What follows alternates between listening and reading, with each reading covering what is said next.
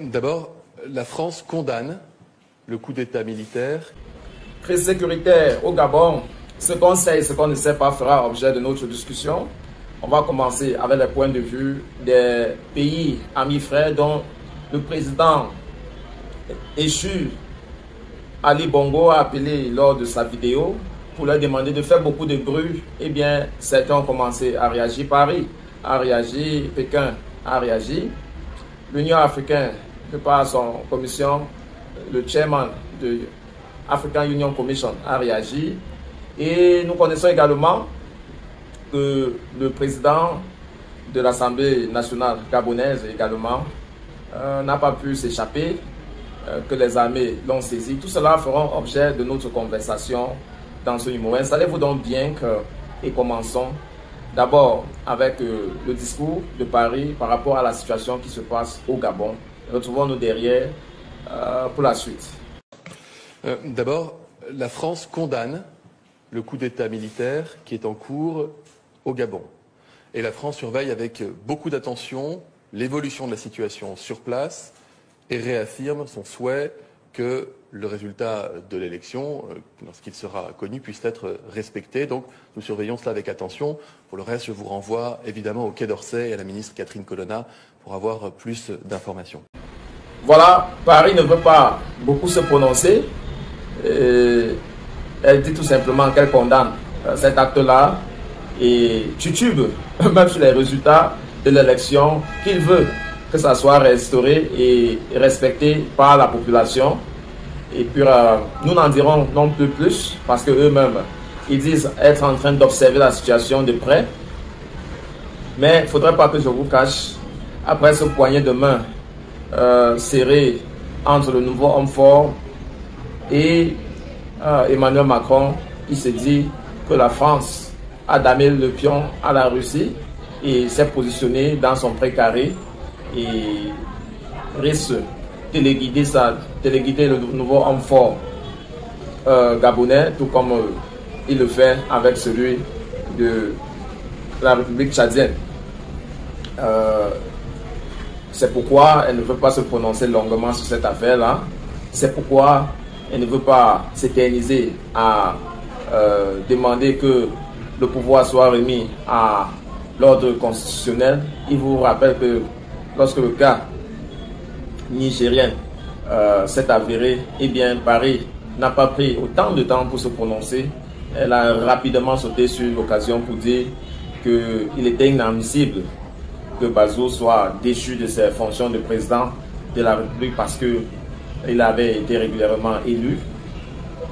Et voilà ce qui est de la posture de la France. Quelques Camerounais également se sont prêtés en faisant des petits plats.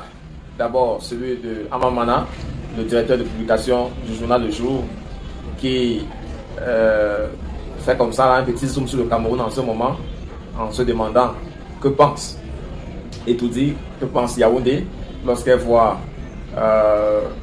Libreville en danger. Eh bien, ça va faire définitivement réfléchir ces chefs d'État-là qui pensent qu'avec l'accord de l'organe indépendant d'élection dans leur pays, ils peuvent fabriquer les chiffres pour continuer à s'éterniser à la tête du pouvoir. Eh bien, les choses peuvent changer à la dernière minute, comme ça fut le cas, ou bien comme c'est le cas avec le Gabon. Il y a aussi ce journaliste émérite, ancien chef de chaîne à Canal 2, qui dit, il réfléchit sur quoi pensent les franquistes en ce moment. Franquiste Emmanuel Biya, qui depuis près de 4 ans est dans l'œil de Siron pour pouvoir remplacer son papa, a étudié. Bien, faire ce genre de blague là veut dire c'est à ça qu'il faudrait que les suiveurs franquistes s'attendent, parce que chacun est en train de chercher la raccourci sur comment s'atterrir sur le mangeoire. Et bien ça ne se fera pas sur la tête du peuple, le peuple qui a souffert. Je suis tombé sur une statistique qui montre que le président déchu gabonais Ali Bongo, qui a déjà épuisé près de 2 mandats et qui est en train de vouloir briguer son 3e mandat, il a fait venir la neige depuis l'Europe pour son pays pour pouvoir rendre sa famille heureuse, cette famille qui était déjà habituée à vivre dans le luxe extrême. Tout cela au détriment du bas peuple et était insensible à la situation du bas peuple. Le Gabon a moins de 3 millions d'habitants, mais plus de 34%. Amis, ce n'est que près de 34% qui connaît un peu le plaisir. Le reste copie dans la galère, les infrastructures sont minables, mal entretenues.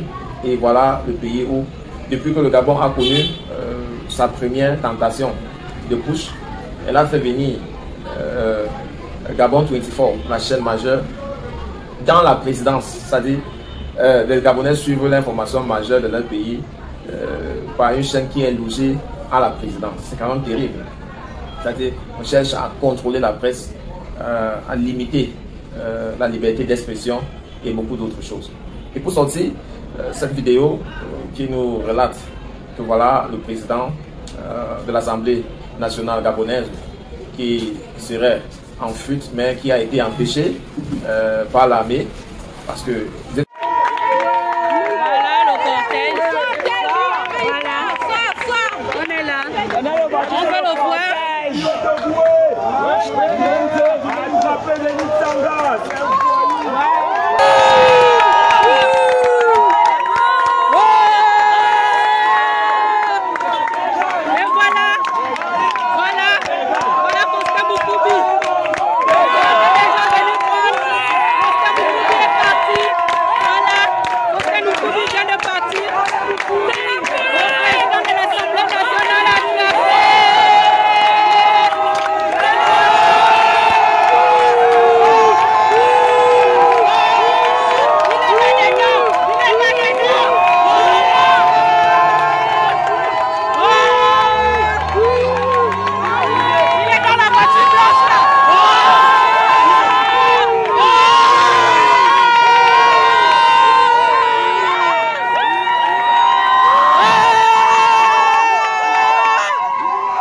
Bien, lorsqu'on vit une situation comme ce que le Gabon est en train de connaître, ou alors ce que nous avons vécu depuis un bout de temps avec les pays de l'Afrique de l'Ouest, eh bien, ce n'est pas que le président seul qui tombe, c'est avec tout son entourage et tout son soutien.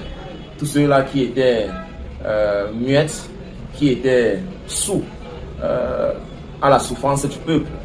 Et on libère également tous les prisonniers politiques. On fait venir de l'exil tous ceux qui ont été obligés de s'exiler dans d'autres pays de peur de répression, bien de représailles du gouvernement en place. Donc, c'est beaucoup de mutations qui se passent en si peu de temps.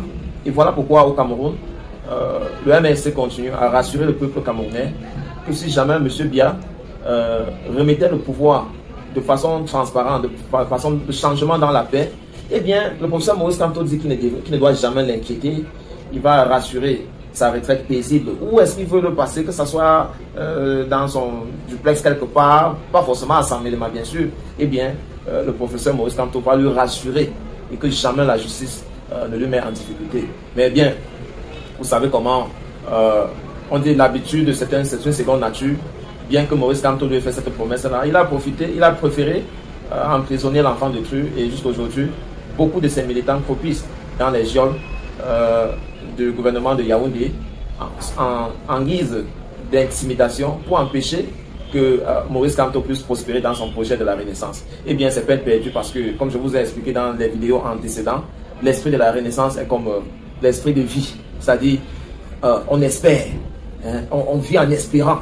Et ça, Dieu a mis cela dans l'être humain et personne ne peut retirer. Donc, je vais continuer à vous mettre au parfum de l'actualité côté Gabon, qui n'est pas très loin de Yaoundé ou bien du Cameroun. Et retrouvons-nous, d'ici à là, retrouvons-nous très bientôt, très prochainement, avec un autre numéro. Mais restez scotchés à nos programmes qui se poursuivent.